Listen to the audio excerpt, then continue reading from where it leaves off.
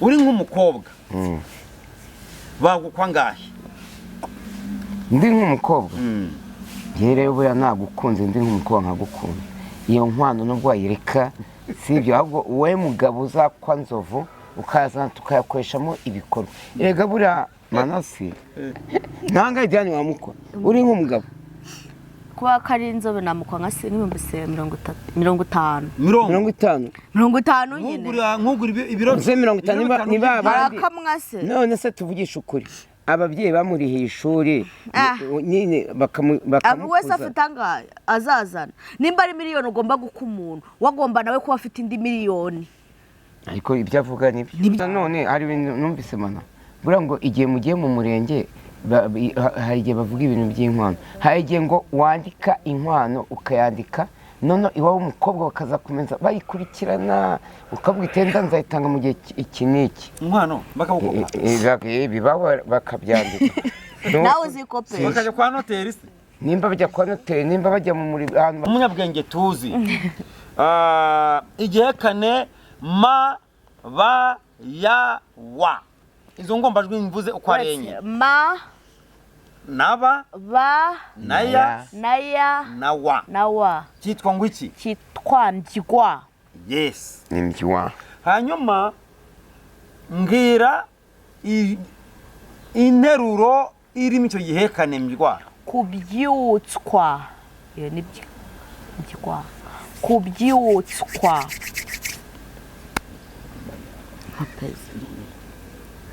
Kubyutswa mbyigwa. Mbyukiye he. Mbyukiye he. turi kuvuga mbyigwa. turi kuvuga interuro irimo igihekane mbyigwa. Ngaho kubyutswa. Iyo ntago ari cyo. Kubyutswa harimo tswa, ntago harimo byigwaho. Kubyubya.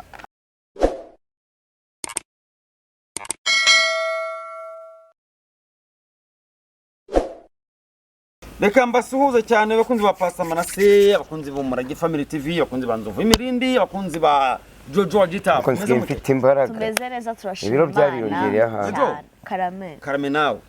Ndagira ngo uduhukuri koko Nzovu ejo ndakuganiyeho, avuga ngo Gita afite kumubunuriza, umubwira uti nakuzamuke wowe ubaka izina ntabwo ndi umugore wawe. Ntabwo byare ko nabivuze. Wabivuze gute? Njye naramubwiye ati njye na Gita ntabwo ako Gita nawabimbwiye mbere. Yambwiye ati nunkunda uzabuhiye.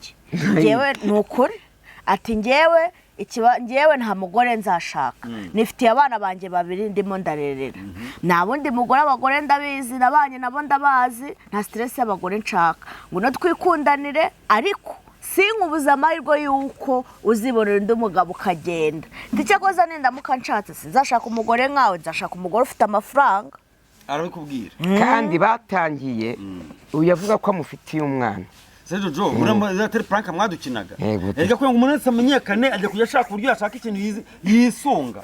Ariko nibyo baravuga ngo ntambwa yuriza igiti cyane, ngo hari umuntu ufata ukabona kayizamura. Ariko Gita nimba hari nko mu bagabo, nko mu bitsina gabo bitanu naba naramenyanye nawe nabyo. Gita ni inshuti nziza twahuye pe. Ndaramukunda cyane, wenda bitari byo. Jojo nta mahirwe barakwimishije, haba haje umugabo nyamugabo agasubira inyuma zinguri kumwe na Gita. Ewe nta mugabo ndahura nawe, ntawe pe, naba nkubeshye. Uracyari umwana, ngaze ngambwira ngarankunda wapi. Cyetse wigeza nekera umutwe avuye muri Amerika. Mu diaspora. Noneho Nzovu mu diaspora. Nzovu uratwitse mu diaspora mwumva miki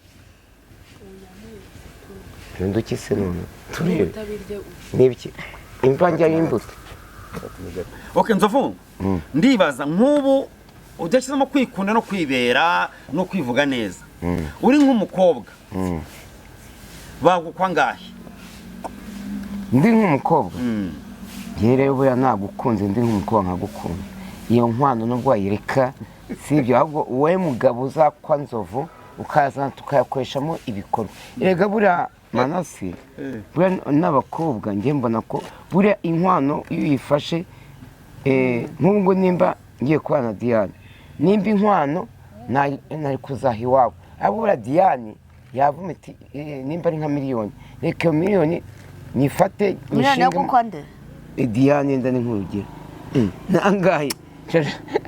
nangahe Diane wamukwa uri nk'umugabo kuba kari inzobe namukwa nka 50 50 nyine nkugura ibiro 50 niba abandi barakamwase none se tuvugisha ukuri ababyeyi bamurihiye ishuri nyine abo wese afite angahe azazana nimba ari miliyoni ugomba guka umuntu wagomba nawe kuba afite indi miliyoni ariko ibyo avuga nibyo nyine Diane na miliyoni afite nayo ako nawe kakuriye ko nza gutereta shano kuri ni ngewe reka mwereka oya ngewe byaranshimishije ko kuntu nzova siga yasaneza ariko rwose Diane nk'urugero urabona umuntu yagukwa ngahe ngewe ewe uravuze ngo Diane bamukwase nkane ngewe bazararayo nana 5 abasha nawe uraciriritse ubwo se ababyeyi ntiwize segonderi kuva mu wa mbere segonderi mu wa kabiri mu wa gatatu mu wa kane mu wa gatanu mu wa gatatu ariko baraye amafaranga none iwanyu baba baragutangiye abare yose kuva mu wa mbere kugera mu wa gatandatu segonderi nujya guka umukobwa rero ko kankubwire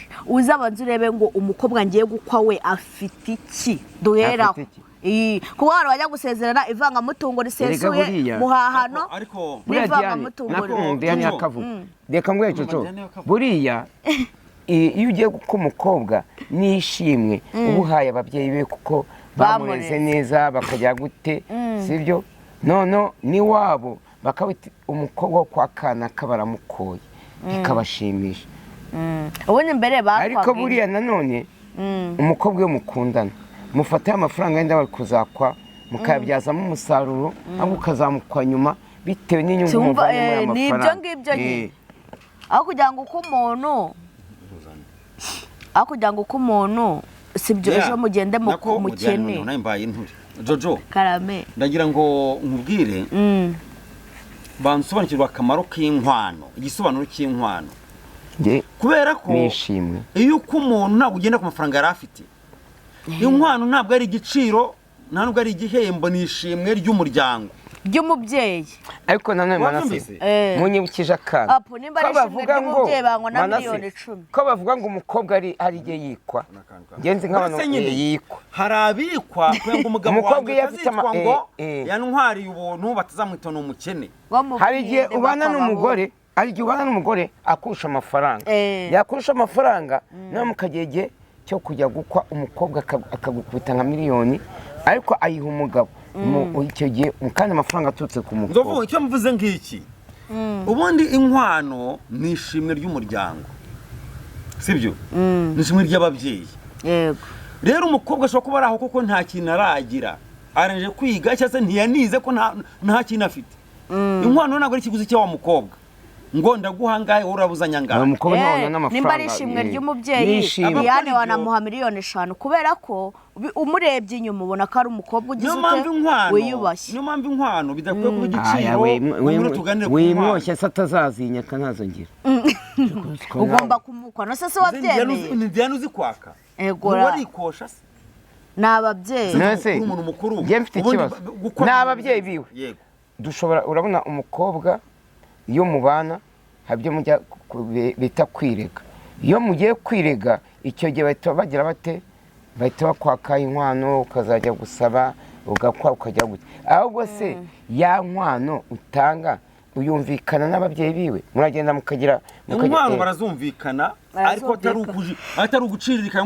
nkugura umurima nkugura inka ntabwo baciririkanya kuri iki gihe ntabwo ari inka bagitanga ni amafaranga ni ishimwe ry'umubyeyi nzovu ushobora gukunda Diane ariko nta nkwano ufite umuryango wa Diane ukabigenza ukavuga uti abana batugejeje umushinga wabo ko bakundana ariko uriya muhungu wadukundiye umukobwa rwose nta kintu afite ese Diane tumubuze kubana n'uwo yakunze kubera ko abuze inkwano none se aho ari handi amakosa ababyeyi kunda gukora umusore wagukundiye umwana akaba nta kintu afite ngo aza agukwere rimwe ne mukamubuza kubana n'umukobwa wawe ariko kuko umukobwa yamukunze ukumva yagezeho kera barabanye wowe ukasigarana ryapfunwe yo kuba umukobwa wanjye none ashingiye mu bakene icyo gihe ngo bikemure ya nkwano kubakira ari wowe ntabwo bize se uhita ukajya kubakira iwabo iwabo wanyu bashobora kuba bifashije inzovu wagukunze nta kintu yibereyeho na za mwana wamusabye ntaza ari bubone iwanyu bakubati rero mwana wacu wishaka mu batindi icyo gihe baneswe umutindi kubera ko nta kintu yifitiye bakabona nabo ntibigufasheho umukobwa warakunze babona ko amaherezo urwo rukundo umukunda kumureka bitazakunda bakabatereka uyu mwana twe kumubabaza tumureke bagende hakaba n'igihe batarafata uwo mwanzuro wowe kubona ko so yatsembye yasisi ati ntabwo nashingira umukobwa wanjye kuri uwo muryango n'abakene rimwe na rimwe ukabona bakajya kwicuza waragezeyo kera ukabandikira mesaje uti papa ntabwo nyitashye mbana n'uwo nakunze nubwo ari umukene tuzabona ubukene bwacu tuzabaho ugasanga ababyeyi ahubwo bagize nabyita ipfunwe bagahita bakora iki bakaza kububakira aribo bakabaremera kumva wayuye mbese uwo ngo nk'urugero nka Jojo iwabo bakaza kubaka urugo rwawe bakavuga ati rero n'abana bacu reka nawe ntabwo uri umukobwa gusa ubabaye umwana mu muryango babaye umwana wawe rero ibi ikiza ni ikihe niba uzi ko abana bakundana kubatandukanya ugendeye ku bushobozi bw'imiryango ni amakosa buri ni amakosa akomeye batangira kuri zeru bakabaho cyane ahubwo nanone hari ibintu numvise mana buriya ngo igihe mugiye mu murenge hari igihe bavuga ibintu by'inkwano hari igihe ngo wandika inkwano ukayandika none iwabo umukobwa bakaza kumeza bayikurikirana ukavuga itenda nzayitanga mu gihe iki n'iki inkwano bibaho bakabyandika nawe uzikope bakajya kwa noteri se nimba bajya kwa noteri nimba bajya mu ahantu babyandika noneho bakawita enda nk'urugero nk'ubu ngiye nta bushobozi mfite bw'inkwano aka kanya ukabyandika ukawita enda nimba ari amafaranga yanda nk'urugero nk'ibihumbi nka 500 so wajyana umugore ukavuga ngo baramunkobye Igo Diane ubaye kuri ubu ukurikije agaciro ufite ari wowe wigenera inkwano bagukwangahe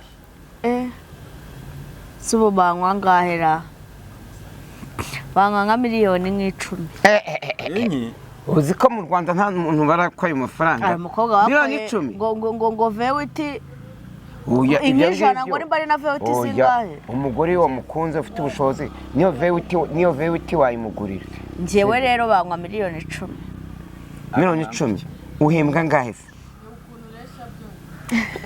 uhembwa ngahe Jojo miliyoni 10 se Jojo miliyoni 10 ukuyeho rimwe hasigara ngahe hasigara miliyoni ukuyeho rimwe miliyoni 9,991 ariko uzi ko buriya njye munyibukije akantu uzi ko ifaranga rimwe rikora maze kumenya ziba ari miliyoni 10 zuzuye ariko ukuye ifaranga rimwe biba bitakitwa miliyoni uzayabure kuri tap and go rebe kuko za ku ikarita ukagenda ndavuye mu mujyi n'amaguru haburaho nimba amafaranga rimwe tujye turi hagaciro ariko se ifaranga rimwe riracyaba ya tabati na mu mujyi kugeza kuzamuka kugeza mu rugo ushaka ugiye tap and go base manasi ugiye kugura nk'imodokari nk'umunyabwenge tuzi yewe mana muzi yego nk'umunyabwenge tuzi igihe kane ma ba ya wa izo ngombajwi mvuze uko ari enye ma naba ba naya na wa cyitwa ngo iki cyitwa mbyigwa yes ni mbyigwa hanyuma mbwira interuro irimo icyo gihekane mbyigwa kubyutswa iyo ni mbyigwa kubyutswa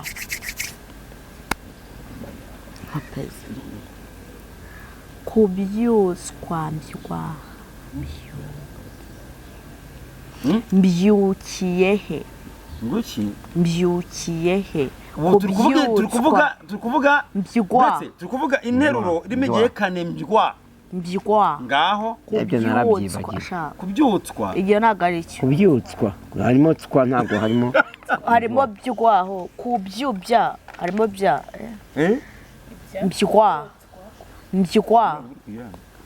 mbyigwa cyambwira we ntacyo nzi pe mbyigwa nagihekane cyapfa Bagushyira mu kunanira ntuza. ariko mu nteruro byo birakaze. Okay, mu ijambo noneho shaka ijambo rimegekane mbywa. Twambye mbyuki urwabyo bavuga urwabyo oya bavuga urwabya nagaro urwabya. Reka nzovu twumve bavuga urwabya nzovu turi mu gihekane mbywa. Mbyukwa. Vuga ijambo rimegekane mbywa nzovu ngo tubwire muri telefone mbabari buretse. oya nta muntu nitaba Sibyo? nanjye we Mbwira nzovu. Mbwira ijambo rimegekane mbywa. Abandi bose bacecetse. ntabwo nabishobora Gerageza ariko. nuheruka mu ishuri byamunaniye nkatswe njyewe Gerageza nzovu gerageza. Gihekane mbywa. Ijambo rimegekane mbywa gusa. mbywa Ceceka. ntabwo ari inzabya niyo nibya Ngaho turi mbywa. mbywa Kandi uribona kare arivuge mwese mutekereze. George atekereze nawe nzovu utekereze. Uribona mbere ahita arivuga.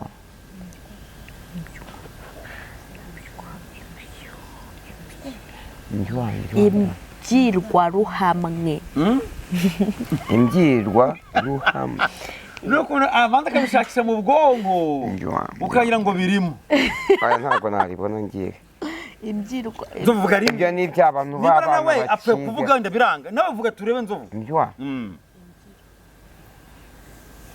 imbyirohoya mbywa mbywa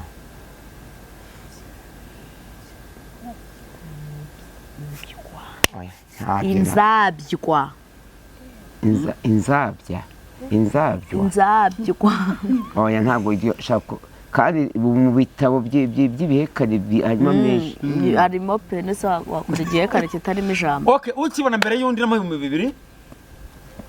Ubona ijambo rimegekane mbywa mbere ndamuha 2000. mbywa mbywa Yata yumuntu kopeza undi. Wewe.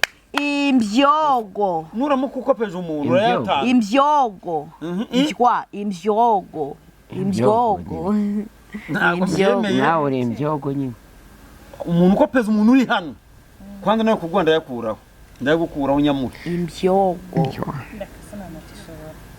Oya ukize telefone yawe. Nunakibona ugiceceke basi. Sibyo? Kizaho umunota nkamuha 2000 urakibona mbere. Ijambo rimegekane mbywa. Inzabywa nibya mbywa inzabywa. Siga amasegonda 50.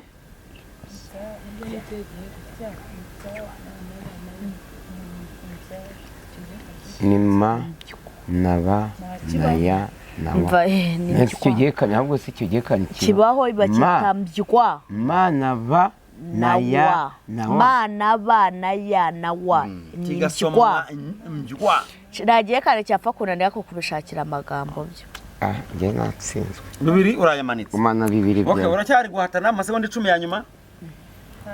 njye neguye Imbyiro ego. uyakunda kubi nawe wa mugore Imbyobyo. Imbyobyo. Kakubwa rero nako karahimba kari kaza ku kibazo umunsi umwe. Imbyobyo. Imbyobyo. Imbyja. Igihekane mbywa. Mbywa. Kibaho pe. Ngiye kuba wambaza igihekane kikananira. Byava kuri. Igihekane mbywa. Mana bana imba.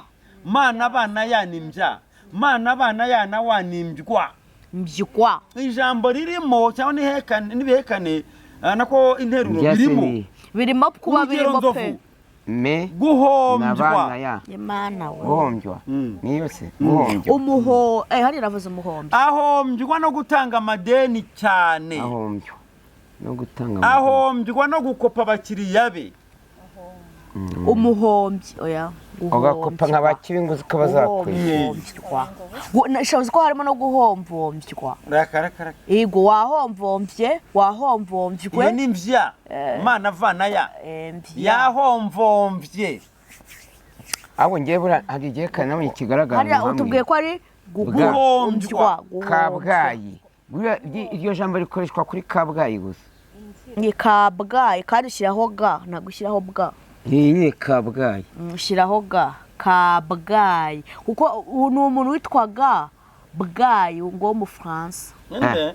ni ukuri kw'Imana Yitwaga nde? Kabgayi yari umugabo w'umuzungu w'umufaransa yitwaga Bwayi niwe washinze kuvuga Kabgayi se Oya baba mu Kabwayi. nyine we yitwaga Bwayi ariko bahita bayita Kabgayi niyo mpamvu iyo ugiye kwandika Kabgayi ushyiramo ga ntabwo wandika Kabgayi tujye kuri Google Bakavuga nyine bagiye kwandika Kabgayi uko bivugwa ariko bujyane ushyiramo ga Kabgayi Nyarwanda kuri bwa ryandikwa kuri ngo ni umuzungu Kabgayi. witwaga Bwayi ngo w'umufaransa umuhaye umukoro ndaza uze kubireba pe w'umufaransa ni umuzungu Yari witwaga umupadiri se? Bwayi Okay, ubwayi ni kinzovu. ubwayi njye numvaga kera iyo bahuraga amasaka igihe bavuga ngo ubwayi ubwayi bukanakurya ari cyane n'indwara yo mu kanwa ariko yitwa ubwayi oya bugenda akanwa Okay, reka tuzasobanure iryo jambo ubwayi tunareba uwo bwayi. Urebe n'uwo bwayi. Ubaye hariya Kabgayi. Nese mbere namenye ngo mbere yaho turamenye n'impamvu bandika Uwo bashyira muzungu agashyamba ataraza. bwabo umuzungu Mbere ataraza yitwaga ngo yego niba hatari Kabgayi atarahagera. Okay, mwakoze mukora subscribe muri benshi byacu nakagaruka bye. share and